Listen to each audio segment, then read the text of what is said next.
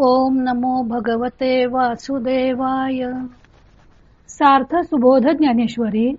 लेखन आणि वाचन सौ मनीषा भास्कर अभ्यंकर, महाराष्ट्र, मिरज 416410.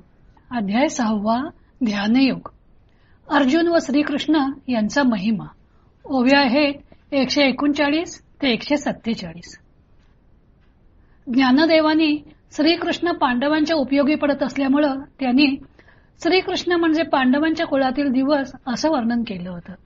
श्रीकृष्णांचे वर्णन करायला लागले की ज्ञानदेवांना भान राहत नाही हे लक्षात घेऊन श्रोते आता त्यांना मूळ कथा सांगायची विनवणी करत आहेत व ज्ञानदेव अर्जुनाचे वर्णन करू लागतात. हे असो कथा सांगे वेगी, मग अर्जुन म्हणे सलगी, देवा ये संत चिन्हे अंगी न ठकती माझ्या. श्रोते म्हणतात, हे राहू दे, लवकर चालू विषय सांग. यावर ज्ञानदेव म्हणतात, मग अर्जुन सलगीने म्हणाला, कृष्णा, ही संतांची लक्षणे माझ्या अंगात बसत नाहीत. एरवी या लक्षणांची या निजसारा, मी अपाडे कीरा अपुरा, परी तुमचे नि बोले अवधारा थोरा वेजरी. एरवी या लक्षणांच्या तात्पर्याचा विचार केला तर मी खरोखरच फारच अपुरा पडेन. परंतु ऐका, जर माझ्यात मोठेपणा आला तर तो तुमच्या बोलण्यानेच येईल. जी तुम्ही चित्त देयाल तरी ब्रह्ममिया होई जाईल, काय सहजे अभ्यासी जाईल सांगाल जे.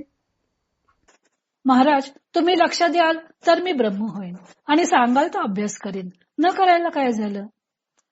हा हो नेणे कवनाची कहाणी, आई कोणीस लागी जत असो अंतःकरणी, ऐसी जाहाले पडाची शिरयाणी कायसी देवा.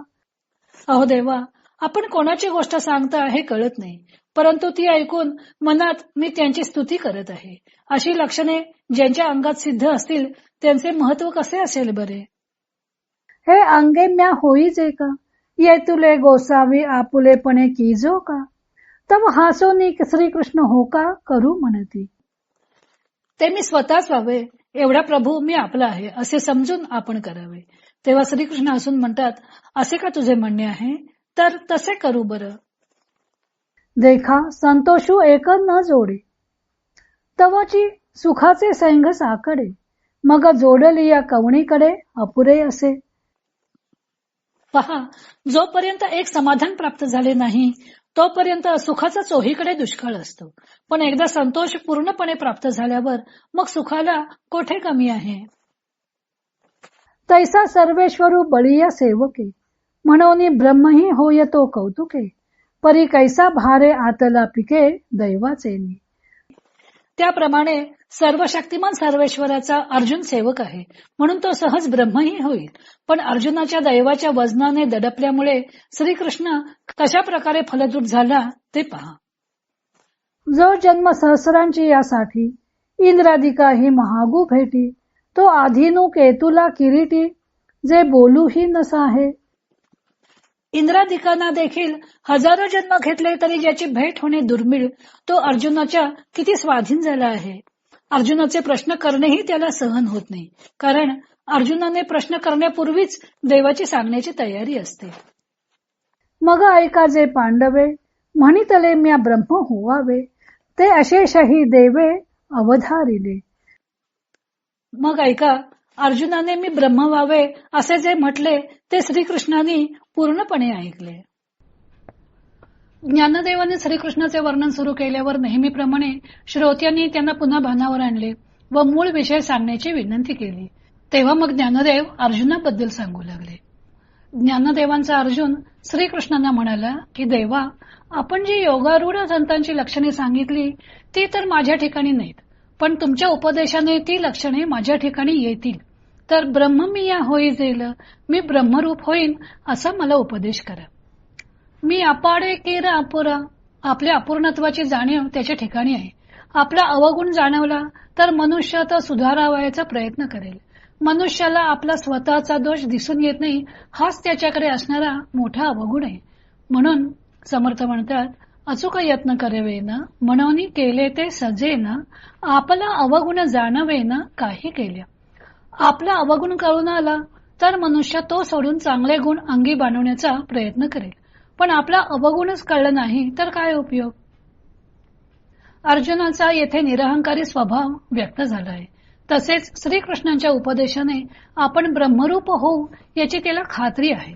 त्यासाठी तो श्रीकृष्णांना सुरुवातीला शिष्यस्तेहम शाधी माम त्वाम प्रपन्नम असे म्हणून शरण गेलाच होता. आणि आता त्यासाठी तुम्ही सांगाल तो मी अभ्यास करीन. तुम्ही जी योगारूढाची लक्षणे सांगितलीत ती ऐकूनच मनाला आनंद झाला आहे. आणि तशी स्थिती जर प्रत्यक्ष प्राप्त झाली तर आनंदाला पारावरच उरणार नाही. मग तशी ब्रह्मस्थिती मला प्राप्त करून द्याल का, असे अर्जुन श्रीकृष्णांना म्हणते. भक्त भगवंताची प्राप्ती कशी होईल त्याच्या सर्वदा प्रयत्नात असतात. आता श्रीकृष्ण म्हणजे पांडव कुळाला प्राप्त झालेला दिवसच. लगेचच श्रीकृष्ण अर्जुनाला म्हणाले, तव हासोने श्रीकृष्ण हो का करू म्हणती. अरे तुझं असं म्हणणं आहे का, तर मग तसं करू. अर्जुनाने इच्छा करण्याचाच अवकाश की श्रीकृष्ण लगेच ते अर्जुनाला द्यायला तयारच आहेत. देखा संतोषू एक न जोडे तवची सुखाचे सैंध साकडे. जोपर्यंत संतोष नसतो तोपर्यंत सुखाचा दुष्काळ असतो. ज्ञानदेव येथे असे एक सुभाषित सांगून गेलेले आहेत. सुख हे बाह्य वस्तूत नसते तर ते मनात असतं. जोपर्यंत काही मिळवण्याची हाव असते तोपर्यंत समाधान लाभत नाही व तोपर्यंत सुखही मिळत नाही. राजा उबदार पांघरुणात सुखी असेल तर मुनी वल्कले नेसूनही सुखी असतील. तेव्हा संतोष हेच खऱ्या सुखाचं लक्षण आहे. आणि असे सुख अर्जुनाला प्राप्त झालेले आहे. कारण अनंत ब्रह्मांडांचा स्वामी श्रीकृष्ण हा त्याच्या स्वाधीन आहे. अर्जुन आपले सुख केवळ श्रीकृष्णांच्या सान्निध्यात पाहतो. म्हणून तर त्याने महाभारतीय युद्धाच्या वेळी सर्व यादवी सेना मिळत असताना सुद्धा ती नाकारून केवळ श्रीकृष्णांना मागून घेतलं. त्यामुळे आता त्याला हवी तशी ब्रह्मस्थिती प्राप्त होईल यात नवलते काय. कारण श्रीकृष्ण अर्जुनाच्या स्वाधीन झालेले आहेत व भगवान सुद्धा भक्ताचे हट्ट पुरवीतच असतो. श्रीकृष्ण इंद्राला सुद्धा अप्राप्य पण ते अर्जुनाच्या मात्र स्वाधीन झालेले आहेत. अर्जुनांनी विनवणी करावी व मग आपण त्याची मागणी पूर्ण करावी ही एवढीही गोष्ट त्यांना सहन होत नाही. असा अर्जुनाचा अपार महिमा आहे. पुढे श्रीकृष्णाने अर्जुनाला आपण त्याची ही इच्छा पूर्ण करू असे वचन दिलेले आहे. तो भाग आपण उद्या पाहू.